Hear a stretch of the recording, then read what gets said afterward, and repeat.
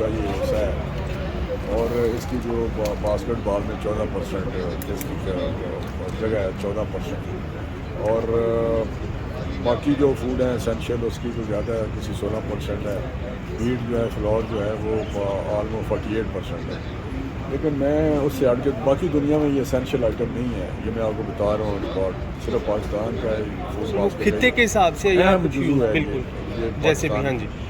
ابھی جو صورتحال بنی ہے یہ اس طرح کی نہیں جس کو لوگ ماضی کی طرف دیکھتے ہیں. ماضی کی حکومت میں آپ کو بتا رہا ہوں کہ انہوں نے شارٹیج تھی ایکسپورٹ کی، اور جب عمران خان کی حکومت تھی، اور ابھی میں سن رہا ہوں ان کی باتیں پی ٹی آئی والوں کی اسمبلی میں، اور یہاں اس طرح کھڑے ہو گئے، اور اس وقت انہوں نے 6.5 لاکھ ایکسپورٹ کی اور 6.5 لاکھ یا تھوڑی زیادہ امپورٹ کی اپنے دور میں 6.5 لاکھ ایکسپورٹ کی اور اس سے زیادہ تھوڑی سی امپورٹ کر لی، اور شارٹیج بھی تھی، اور سستی ایکسپورٹ کی اور مہنگی امپورٹ کر لی.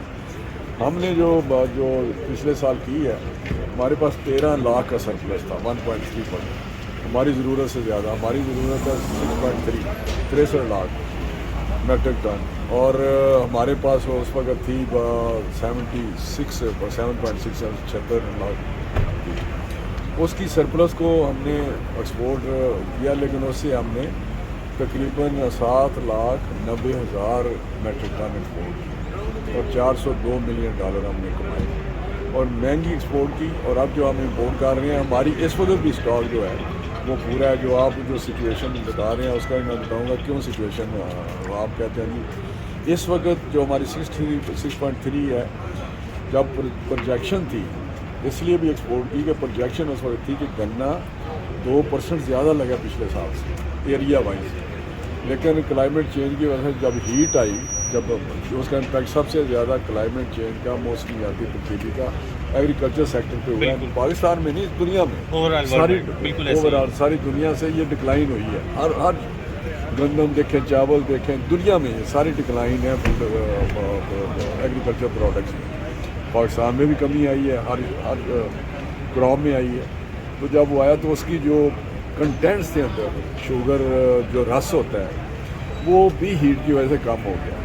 جہاں ہماری یہ تھا کہ وہ 70 لاکھ 7 ملین کے اوپر شوگر بنے گی، سرپلس ہوگا، کیونکہ ہماری ضرورت ہے 63 لاکھ 6.3 ملین میٹرک ٹن. تو اس سے سرپلس بنے گی تو وہ بھی اس دفعہ سرپلس ہوگی، لیکن وہ بنی 5.8 58 لاکھ بنی میٹرک ٹن، جو 1 سے بھی زیادہ ملین کی شارٹیج آ گئی اس میں. لیکن وہ 5 لاکھ میں نے پچھلے سال سے رکھی ہوئی بفر سٹاک تھا، وہ ملا کے 63 لاکھ ہوگی.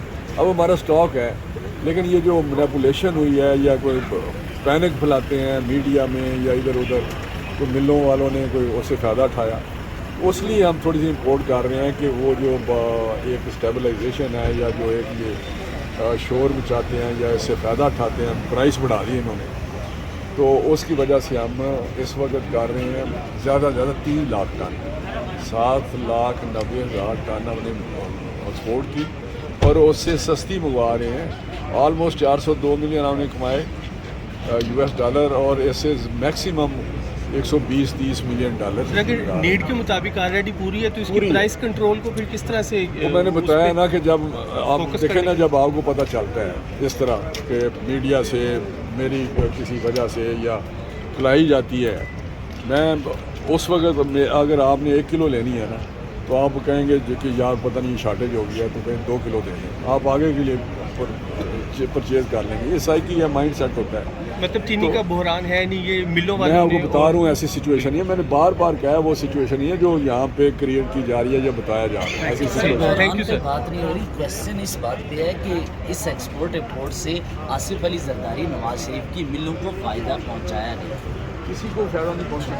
میں آپ کو بتاؤں کہ اس وقت جو سرپلس تھی، دیکھیں یہ نہیں سرپلس کو کیا ہم کیا کرتے ہیں، میری بات سنیں. اس وقت پرائس پتہ کیا تھی؟ جب ہم نے ایکسپورٹ کی اجازت دی، ایکسپورٹ سے ہوتا ہے کہ پرائس تھوڑی بڑھ جاتی ہے، یہی ہوتا ہے کہ ایکسپورٹ سے پرائس بڑھ جائے گی.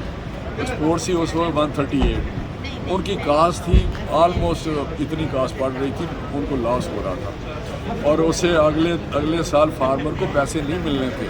ہم نے فارمر کا بھی سوچنا ہے، इंडस्ट्री का भी सोचना है और कंज्यूमर का भी सोचना है, जो डोमेस्टिक कंज्यूमर है। उस वजह से जब हमने एक्सपोर्ट की इजाज़त दी 138 से 120 पे आ गई, और ये 30 अप्रैल तक, अगले साल 30 अप्रैल तक 130 रही है, रोज़ों में आपको मिलती रही है रमज़ान शरीफ में। उससे सिर्फ ये है कि इंडस्ट्री को भी थोड़ी सी मिली, उसमें ब्रीदिंग स्पेस मिल गई, और फार्मर को पिछले साल 350 रुपया मन गन्ना था, इस साल 450 से 700 रुपया गन्ना पर मन हुआ है, तो फार्मर ने उस वजह से इस दफ़ा और ज़्यादा लगाया।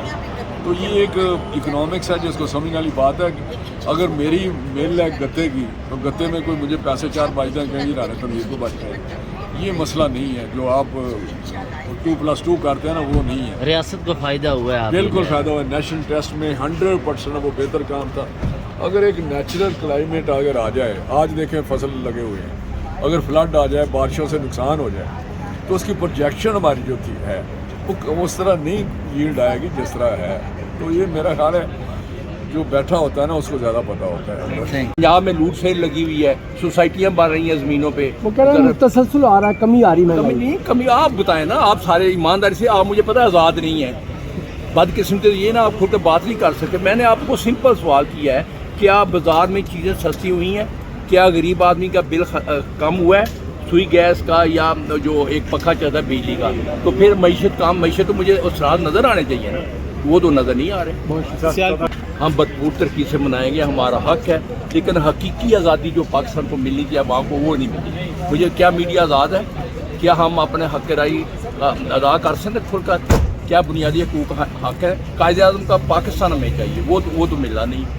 उसके लिए जद्दोजहद कर रहे हैं, ज़रूर मनाएंगे, ठीक है, पाकिस्तान का झंडा भी उड़ाएंगे, अपनी पार्टी का भी इजाज़ भी करेंगे। आज़ादी मिलनी चाहिए, ठीक है।